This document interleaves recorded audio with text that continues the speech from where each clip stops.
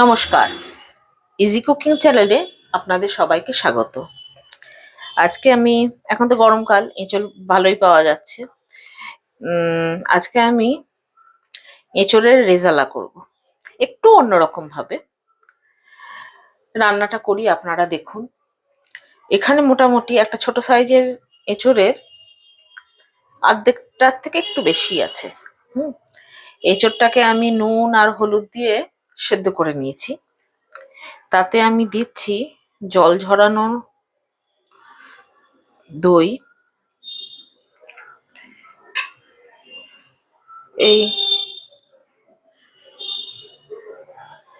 2 চামচের মতো, আর তার সাথে দেব এটা হচ্ছে সামরিচ গুঁড়ো করে রেখেছি,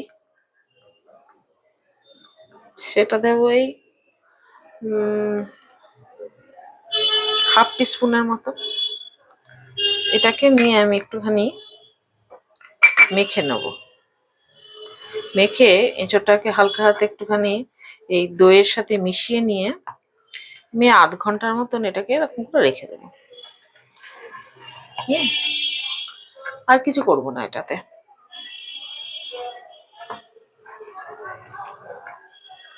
আধ ঘন্টার মতো রেখে দেবো। রেখে দেওয়ার পর আমি ওদিকে কড়াই চাপাবো।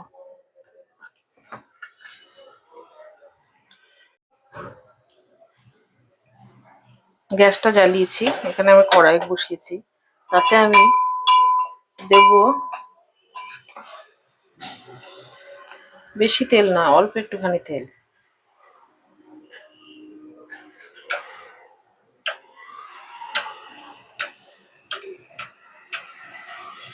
এই 1 টিস্পুনের মতন তেল দিয়েছি। তেলটা গরম হলে আমি এতে দেব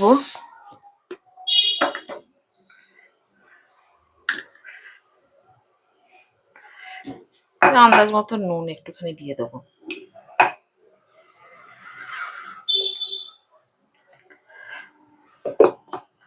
আর দেবো এতে এই আলুটা আমি একটু কেটে রেখেছিলাম, সেই আলুটা আমি এতে দিয়ে দেবো।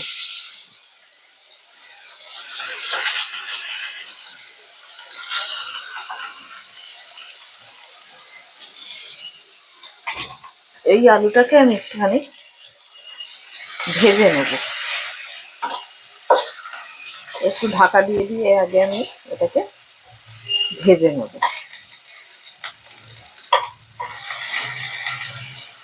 অল্প আলু, একটা এই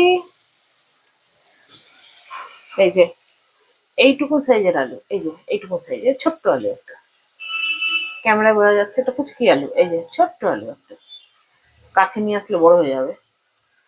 ছোট্ট আলু একটা, এটাকে এরকম করে কেটে নিয়েছি। কেটে নিয়ে এটাকে একটু আমি ভাজতে দিয়েছি। এটা ভাজা হয়ে গেলে আমি আসছি আবার। আলুটা ভাজতে দিয়েছিলাম। আলুটা খুব আমি মুচমুচে করে ভাজবো না, কেননা আলুটা সেদ্ধ হয়ে গেলে আমি আলুটাকে তুলে নেবো। এটাকে একবারে ফ্রেঞ্চ ফ্রাইয়ের মতো না মুচমুচে ভাজবো না, তাও একটুখানি ভাজা হয়ে গেল। এটাকে আমি তুলবো এই মিক্সিং বলে। এই মিক্সিং বলে তোলার একটা কারণ হচ্ছে, আলুটাকে আমি একটু পেস্ট করে নেব। এখন আলুটাকে পেস্ট করব কেন?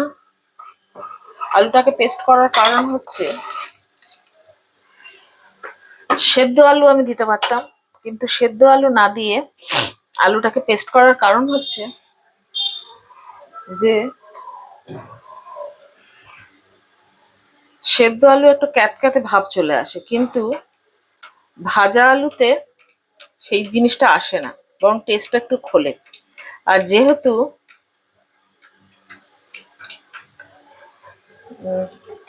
এখানে আমি মোটামুটি 2 টেবিল স্পুনের মতন সাদা তেল দিয়েছি। এবারে বলি, আলুটা দেওয়ার কারণ হচ্ছে এঁচড়টা হচ্ছে একটা ফাইবার জাতীয় জিনিস। সেখানে একটা ক্রিমি ভাব আনবার জন্যই আমি ওটাতে এই আলুর পেস্টটা একটুখানি আমি দেব। এবার এতে আমি দিয়ে দিলাম দুটো মাঝারি সাইজের পেঁয়াজকে আমি সেদ্ধ করেছিলাম, সেদ্ধ করে সেটাকে বেটেছিলাম, সেই বাটাটা আমি এর মধ্যে দিয়ে দিলাম।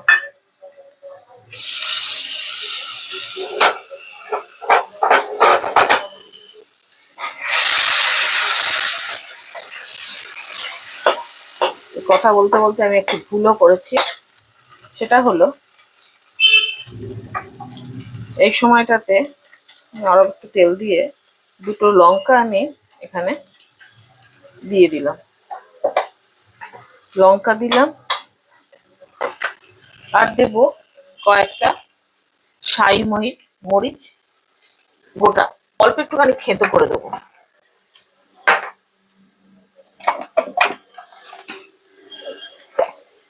অল্প থেতো করে দেবো, গোটা করে দিলে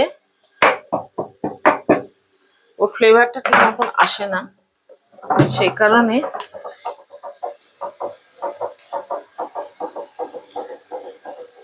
আমি অল্প এটাকে থেতো করে দিয়ে দিলাম। আমি আগে লঙ্কা দুটো দিতে ভুলে গেছি। যাই হোক, এখানে আমি দুটো মাঝারি সাইজের পেঁয়াজকে সেদ্ধ করে তাকে গ্রাইন্ডারে পেস্ট করে নিয়েছি, নিয়ে এবার এটাকে আমি দিয়ে দিয়েছি। এরপর আমি এটাকে কমিয়ে বাড়িয়ে ভাজবো, কষতে থাকবো।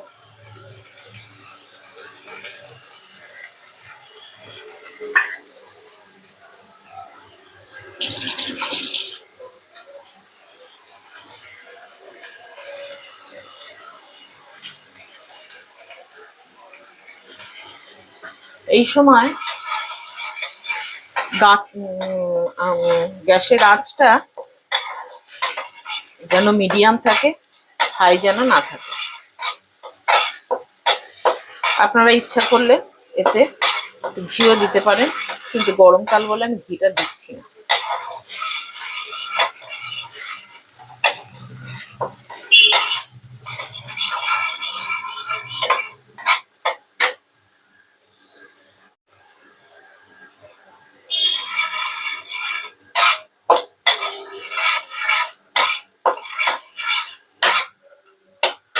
এই সময় এতে আমি দেব, এই যে ভাজা ভাজাটা হচ্ছে এই টাইমে এতে আমি দেব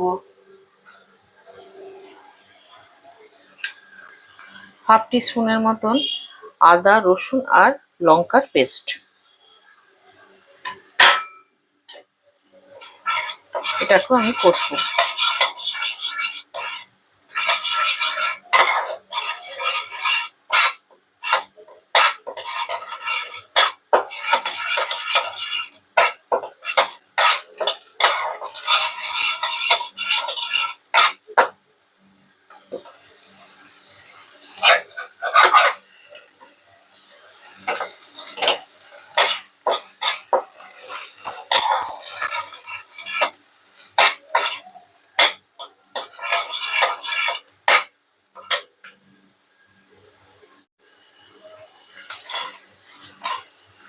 পেঁয়াজটা প্রায় ভাজা ভাজা হয়ে যাচ্ছে,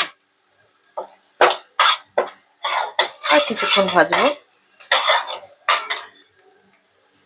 দেখে নেবো রসুনের গন্ধটা, আদা রসুনের গন্ধটা একটু মরে গেলে তখন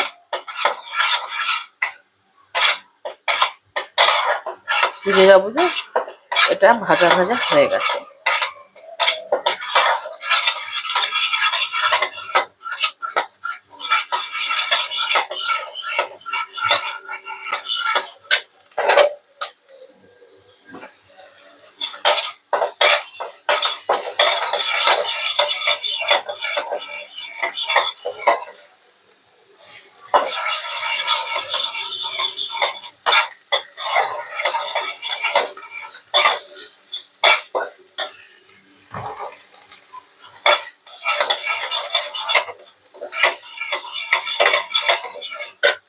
এই সময় আমি এখানে আছে 2 টেবিল স্পুনের মতন চারমগজ, 2 টেবিল স্পুনের মতন কাজু বাদাম, আর 1 টেবিল স্পুনের মতন হচ্ছে কিশমিশ। সব কটাকে আমি গরম জলে ভিজিয়ে রেখেছিলাম, নিয়ে এটাকে আমি ভালো করে গ্রাইন্ডারে বেটে নিয়েছি। এটাকে আমি এবারে এর মধ্যে দিয়ে দেবো।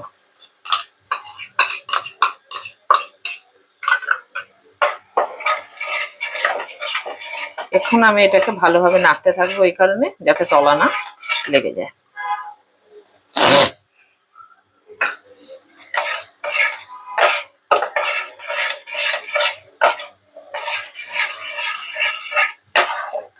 এটাকে আমি আঁচ কমিয়ে বাড়িয়ে ভাজতে থাকবো। আর তার সাথে যে আলুটাকে আমি ভেজেছিলাম সেটাকে আমি পেস্ট করে নিয়েছি, সেটাকে আমি এর মধ্যে দিয়ে একসাথে সবকিছুকে কষতে থাকবো। এই যে দেখুন কিরকম পেস্টটা হয়েছে। এটা কি করবে, যেহেতু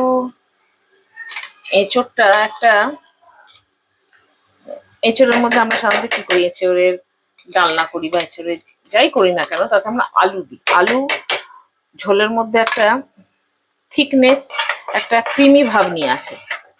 হ্যাঁ, কাজু বাদামের পেস্টও সেটা নিয়ে আসবে, কিন্তু কি আলুটা একটু অন্য মাত্রা দেবে, সেই কারণে আমার এটা দেওয়া। এবার আমি এটাকে কষতে থাকবো।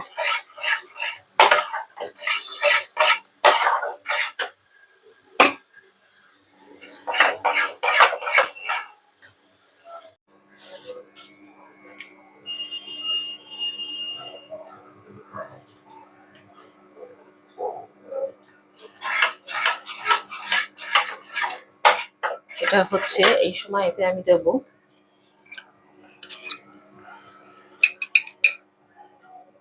1 টিস্পুনের মতন সামরিচ,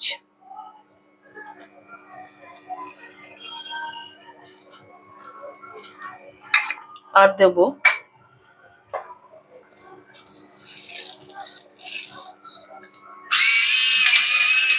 খানিকটা ব্ল্যাক পেপার, সেটাও দেব 1/2 টিস্পুনের মতন দেবো।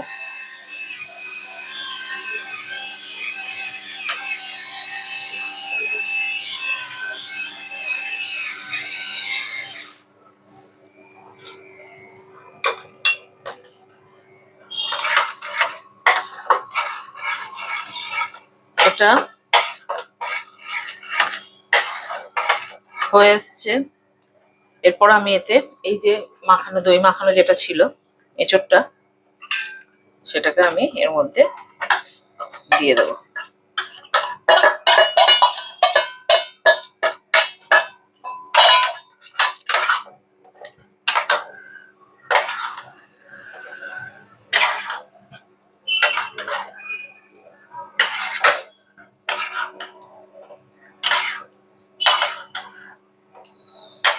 আর দেবো স্বাদ মতন নুন।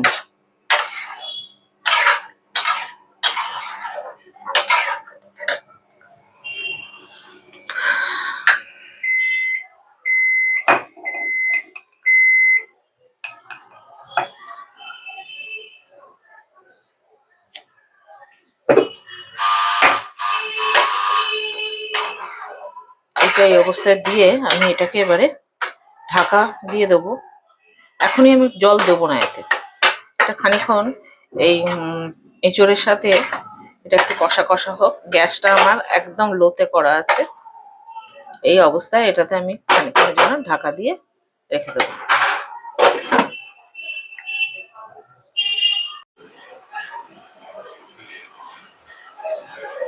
একবার দেখে নিই এটা তলা লেগেছে কিনা। না, এবার এতে আমি অল্প জল দেবো। জল দেওয়ার কারণ হচ্ছে, এক নম্বর তলা যেন না লাগে, দ্বিতীয় হচ্ছে এঁচোড়ের মধ্যে যেন এই গ্রেভির ফ্লেভারটা যেন ঢোকে। এখানে আমি 1/4 কাপের মতো জল দেবো। তার থেকে একটু কমই দেবো। একটু নেড়ে দিয়ে একদম আঁচটা সিমে করা থাকবে, একদম লোতে করা থাকবে। সেই অবস্থাতে এটাকে আমি ঢাকা দিয়ে রেখে দেবো, জলটাও যাতে একটু মরে যায়। ঢাকা দেবো না, জায়গাটা খোলাই থাকুক, জলটা যেন মরে যায়। আর এঁচোড়টার মধ্যে যেন এই ফ্লেভারটা যেন ঢোকে। এই অবস্থায় লো হিটে খানিকক্ষণের জন্য রান্না হতে দেবো।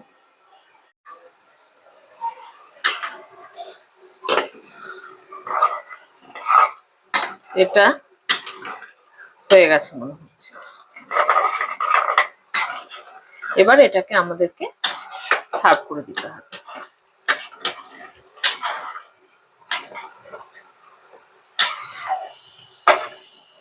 তৈরি হয়ে গেল আমার এঁচোড়ের রেজালা।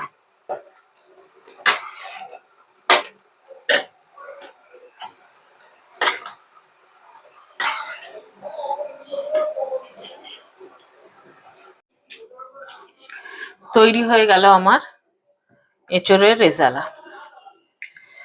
আপনারা রান্না করে দেখুন,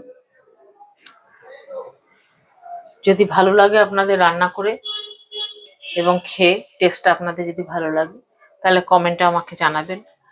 আপনারা কোনখান থেকে আমার এই রান্না দেখেন সেটাও আমাকে জানাবেন, জানলে আমার খুব ভালো লাগবে। যদি আপনাদের ভালো লাগে তাহলে আপনারা আমার এই চ্যানেলটাকে সাবস্ক্রাইব এবং ফলো করলে আমারও তাতে খুব আনন্দ হবে। আবার আমি কোনো নতুন রান্না নিয়ে আবার আসবো। নমস্কার।